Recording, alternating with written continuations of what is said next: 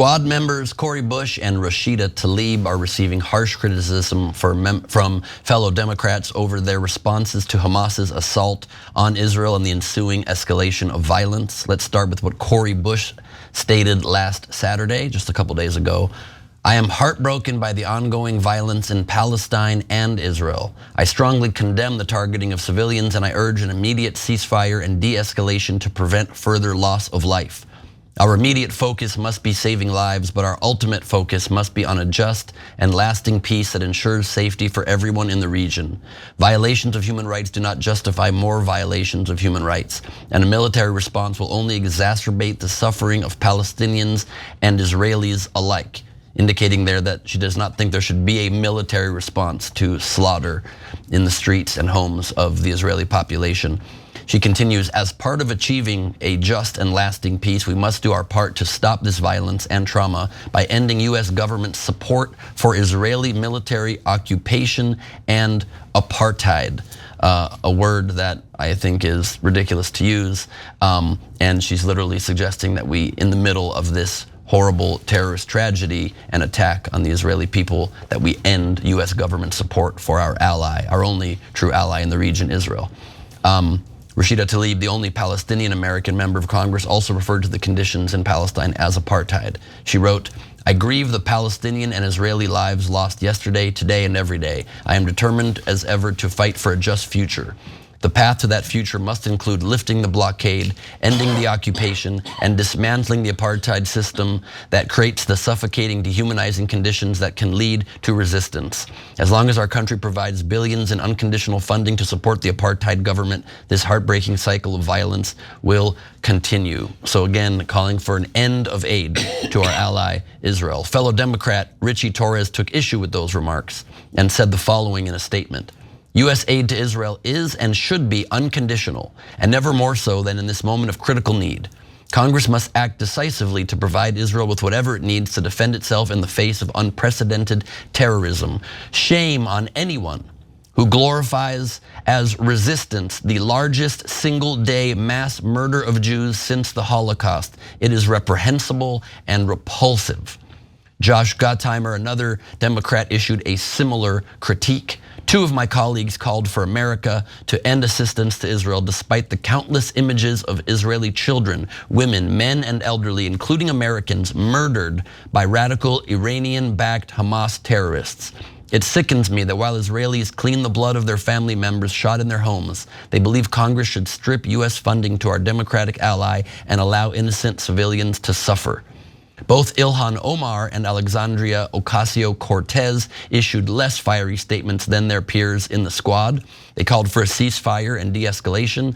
AOC did not refer to Israel as an apartheid state. And Omar stated that, quote, according to Amnesty International, Human Rights Watch, the UN, and Israeli human rights group B'Tselem, Israel's policies meet the definition of apartheid. So she did, in fact, use that term.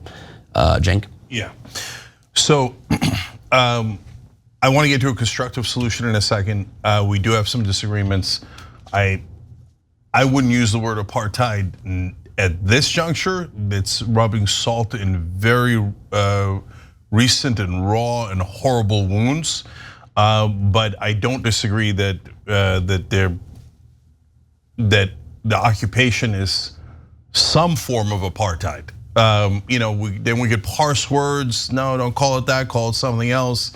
But the occupation is a deeply problematic. I think the core of the problem to begin with. We had a discussion about that in the last segment that we did, but I wouldn't go in that direction. So Cori Bush says, don't have more war, right? Of course, none of us want more war, but of course Israel is going to try to find the people who have been kidnapped. Of course, Israel is going to strike back against Hamas. So how do you do it without killing more innocent civilians, like hitting an 11-story building, etc.?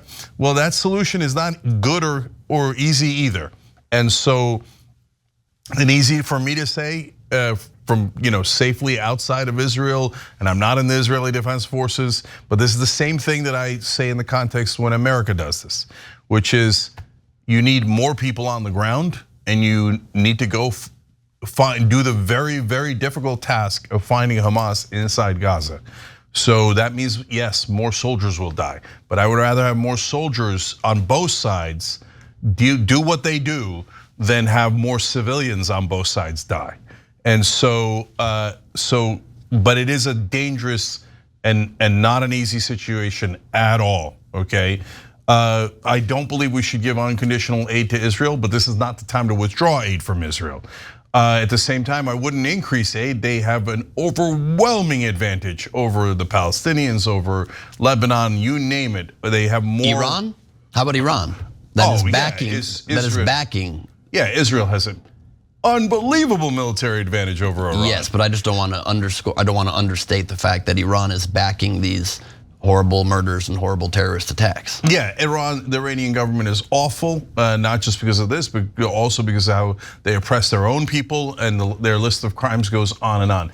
Again, that's not the question. The question is, what do you do about that? But Ben is right to point that out. But also, just quickly, you said you wouldn't call it apartheid, then you said you'd call it some form of apartheid. And I just want to say on the definitions of apartheid, which typically is the rule from the minority of the majority, which is not the case here, but further, it's about racial segregation, legalized racial segregation. One group is deprived of political and civil rights. That is not the case here either, because like I said in the last segment, we have 21% of doctors and nurses in Israel are Palestinians. We have a Palestinian on the Israeli Supreme Court. We have increasing numbers in recent years of people from Gaza being allowed work permits into Israel to bring more money into the Gaza Strip and into the Palestinian territories. And you have Israeli settlers going into the Palestinian territories, which we both agree is not a good policy, but is the opposite of segregation. It's literally integrating Jews in with the Palestinians in these areas. So by no definition is it apartheid. Is it a messed up situation? Yes. Do the Palestinian people need to come to the table, and do the Israelis need to come to the table and find a peaceful solution, find a two-state solution, find one that can end this? Of course. But to use a term that just doesn't meet the definition just seems to further amplify and inflame anti-Semitism that just doesn't meet the basic definition of these words. So Ben, I said I wouldn't use apartheid today. That's not the right way to go as Israel's suffering these horrible wounds, okay, and deaths and kidnappings, etc. In terms of the definition of apartheid, you could parse it in two different ways. Ben explained, like when you're talking about minority rule over a majority, I wouldn't say that qualifies. But it doesn't, I don't care about the exact words that are being used. But my point overall, Ben, is if you say that Israel is treating the Palestinians fairly, which I don't think you're saying. No. Yeah, that's not at all true, right? And so maybe Palestinians inside Israel, and yes, they've got some discrimination there too, for sure, but overall they're citizens, etc. But the Palestinians in the occupied territories have no rights. And so their lack of freedom, lack of state, lack of rights is an abomination. And you can call that abomination any word you like, it doesn't really matter, okay? And so. But much of their lack of rights in Gaza specifically is due to Hamas being a jihadi terrorist organization that literally wants to only create jihad against the Jewish people in Israel, deprives people of human rights, is the worst possible against the LGBTQ community when Israel is the most open in the Middle East when it comes to that. So Ben, let me ask you something. They throw people off buildings. No, I know, we can go back into all of that, right? And so I'm not arguing in favor of Hamas or all the terrible things that they've done, and I know you're not arguing in favor of the terrible things Netanyahu has done. Not at all. Okay, so what look, this is at the risk of opening this up when we have no time left, but I don't know what the Palestinian people, not Hamas, what the Palestinian people are supposed to do. So 56 years of occupation, nothing works. Going to the UN doesn't work. Peace treaties don't work. The violence doesn't work. So if Israel was occupied in a similar situation, and Muslims have been occupying the Jewish people inside Israel for 50 to 75 years, I don't know what we would counsel them. I don't know what you would counsel them. I don't know what I would counsel them. But are they just supposed to just sit there and take it? And how long do they take it? No, I think obviously when you have, at the first place, lost territory in war, any nation by modern standards, then that is part of their territory. Israel has been willing to negotiate, has given up territory, is willing to give up more territory, not under this current regime. That needs to change. So the Israeli people need to rise up against Netanyahu as soon as this current horrible situation is over and demand change of leadership. And the exact same thing is what I would advise the Palestinian people, is to rise up and demand change of leadership. The vast majority still support Hamas, and the vast majority of Palestinians in Israel say that they would not move to a Palestinian state if one was given to them because of the horrible conditions that Hamas creates for them in those territories. They would much rather stay under the rule of Israel, those who live in Israel. So it has to come through electing, demanding, kicking out Hamas, electing a reasonable leadership, and then negotiating. Under occupation, you will never get people to vote for moderates. It's not possible. It's never been done in world history. When people are occupied, oppressed, don't have rights, or live under the rule of someone else, some other ethnicity, tribe, religion, etc., they have never ever voted for moderate leaders. It's not possible. That argument is exactly like you saying we should re-elect Trump. It's exactly like you saying here in America, it's not possible. We're under such terrible times. No, I would love for them to vote for moderate leaders. I'm not saying don't. I would love it. Well, that's the only solution. But no, that can't be the only solution. That means it'll be a permanent occupation, because people that are in those conditions never vote for moderates. It's a way of saying that's it. We're never going to free you. So I would, as we discussed earlier, I would free them. I would build giant walls, and then if they dare cross over, the whole world agrees with you in striking back. And so last things though on this is, thank God we gave Israel Iron Dome. That saved probably countless lives in that assault. Those are kids, sisters, aunts, grandmothers, uncles whose lives were saved. So if you question the military assistance to Israel, I understand in terms of some of the policies of Israel, etc. On the other hand, look at all the lives we just saved. And I'll always take saving lives over not saving lives, but yes, some can find this controversial. I don't. I would also give Iron Dome to the Palestinians. And so that you can't just knock down civilian buildings, hospitals, schools, and go, oh well.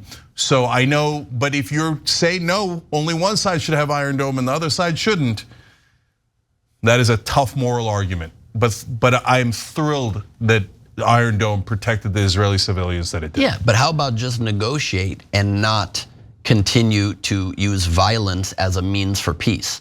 You cannot initiate violence as a means for peace. I totally agree with that.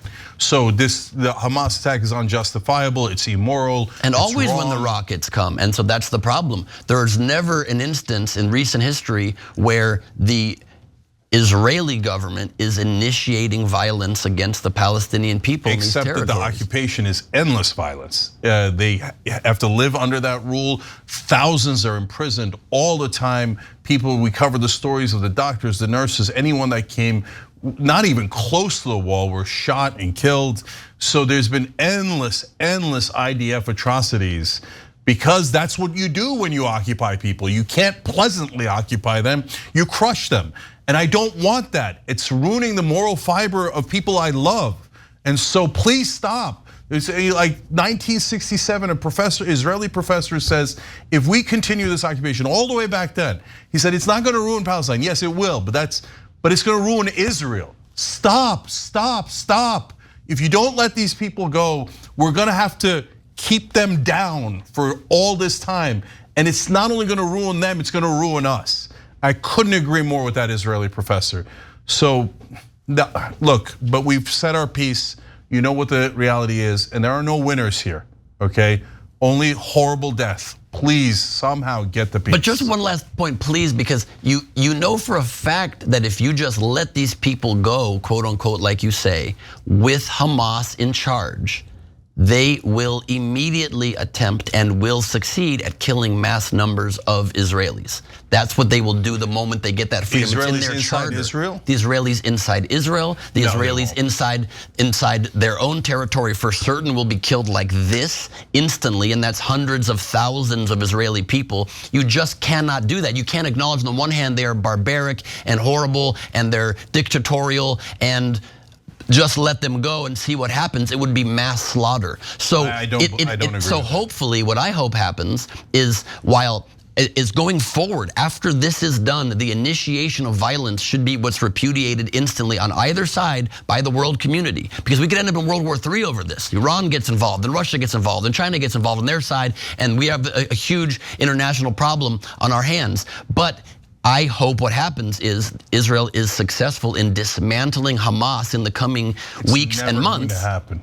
We'll see what happens. But if they do that, then I think is the one chance you can then hopefully help bring to they've killed so a reasonable many group. Palestinians that Hamas will only be stronger, not weaker. Well, it will probably be a ground war, and it hopefully will be much more targeted, and it will hopefully will result in the killing of as few civilians as humanly possible. But as you yourself said, there is no choice but to retaliate. So we have to hope it's done in a way that minimizes civilian loss, and then we can find a way forward with a negotiating partner. But you cannot negotiate with terrorists hell-bent on killing you, so that has to change. Well, the Palestinians could say the same thing about the Israelis. We cannot negotiate with monsters who have occupied us for 75 years, deprived of us. And who have gone to the negotiating table so many times? Etc. So we can go back and forth on that 100 times.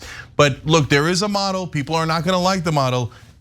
Turkey took over Cyprus, and instead of keeping the whole thing, and instead of occupying the Greeks in that island for decades after a decade, they said, you guys go over there, we come over here, and then we build a giant wall. You know how many people have died in Cyprus since then?